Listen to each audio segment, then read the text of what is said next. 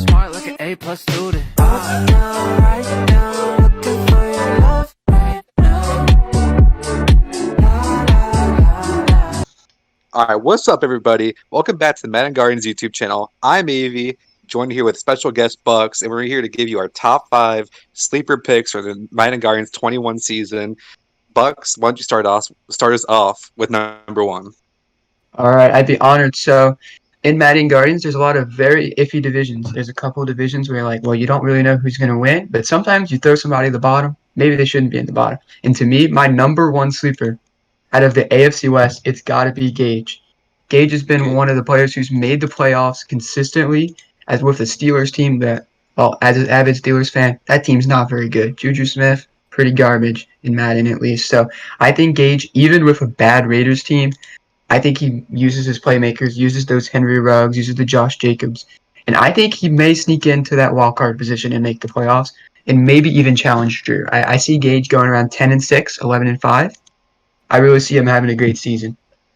So that's my See, number I'm one kind of sleeper. like on the train where I'm sleep on Gage, and I don't have him in my top 5 because I just feel like the Raiders team, the lack of talent is just really like too much to overcome with Drew Skidoo in the division. Like you don't have the defense. Like I think he'll have a good offense year one. Like Mm-hmm. honestly, with like Henry Ruggs and his like genius passing, but like his defense just has a lot of work to do to be able to keep up with other people's scoring outputs, man.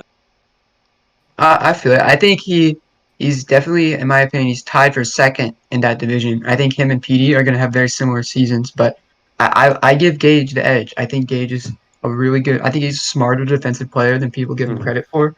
for I sure. played him a lot, and I think his defense is underrated. He'll stop you a lot more times than you think, and I think some of his problems people don't realize. I think it's his picks. When I played Gage, he only gave up 14 points in the first 3.5 quarters. I had two Right. pick sixes.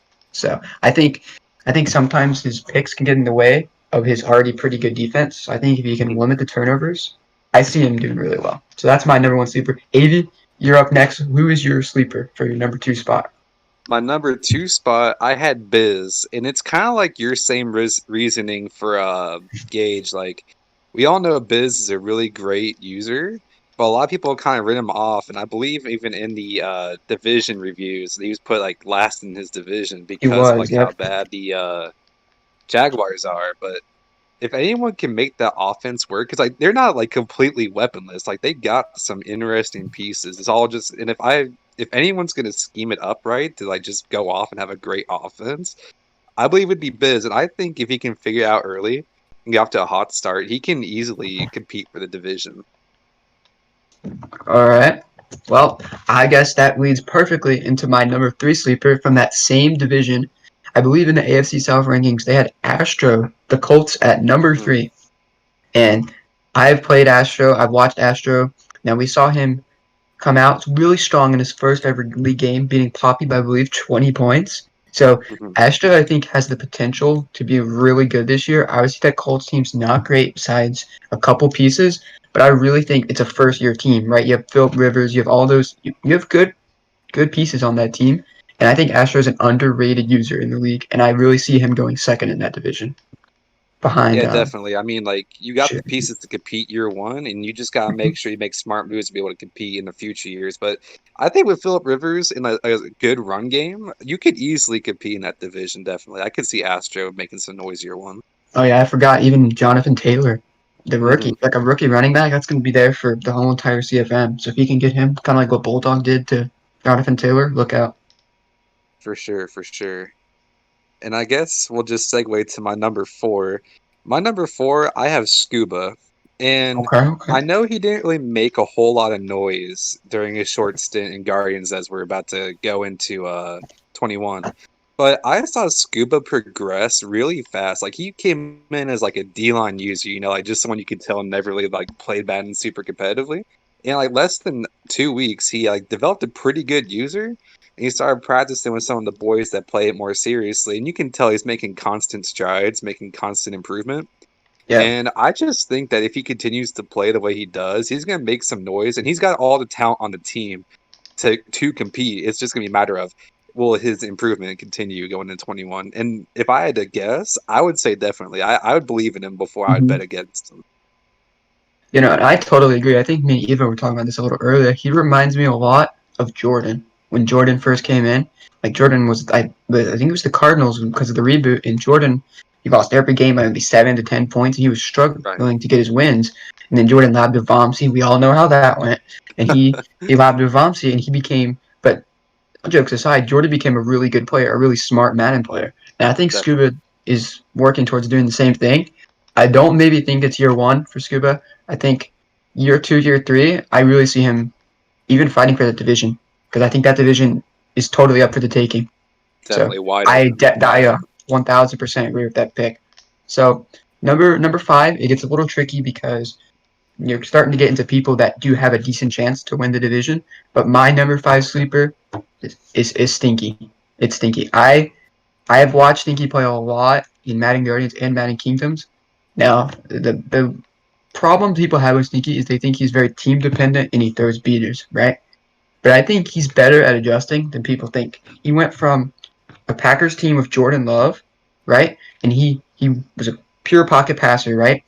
And then he ended up starting to be more of a runner, and he used his quarterback a little bit less. He really adjusted his scheme, and I Mhm. really liked how he changed his scheme. I think he got Patrick Mahomes, but he threw for less yards with Patrick Mahomes than he did with Jordan Love. I think he's really good at managing his threats on his team. I think everyone would be super scared of the Jakeem Grants, and he has two really good corners. That's what people forget about the Dolphins. They have Xavier Howard and Byron Jones. Like I think his defense will be good. Run that press man. I think he's going to have a good year. I put him really close to Seti and taking that division because I know how dedicated Stinky is to Madden, and I think he'll really find a good scheme for him.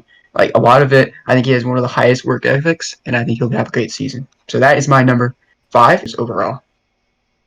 Okay, well, my number five then, I had PD, and I feel like a lot of people kind of ran him off because of Drew and like just the West in general. But like, in like there's like a little bit of narrative, whether people are joking about it or not, that he's a runner.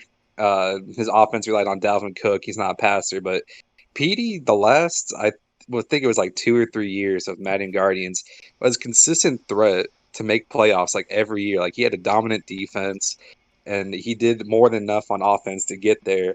And if he keeps like improving the way he did, like the first 2 years, he was like a no one really thought about it was me and Evo in the NFC North, but then like he was that guy, like competing right for the playoff spots.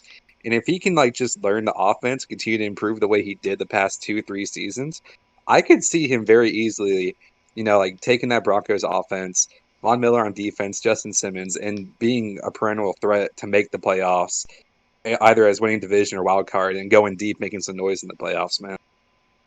Okay, yeah, I definitely agree, Avi. I think PD is a really solid player. I think he, like you said, he gets a little flack for being a runner, but if I'm looking at that Vikings team that he had for a while, I'd run the ball too. He had Dalvin Cook. He had a Yeah, great old line. I mean, who's his quarterback? Mond. I mean, Mond's good, but that's not a guy you want to pass 40 times a game with. I, I, I exactly. think I think Madden 20 people found their niches, I guess so to speak, and running was PDs, and I don't think that's a bad thing. I think he can adjust. I think, like we said with Stinky, I think he has a good work ethic, and I think he'll grind. And I think I have him as a good threat to win his division too. That AFC West is going to be super fun to watch. For sure, man. I'm looking forward to seeing how it all turns out. Well, there is our top five sleeper picks. Let us know what y'all think about it in the comments section below. Like the video, share it, subscribe, and we'll see y'all next time. Take it easy. True smart like an A plus student.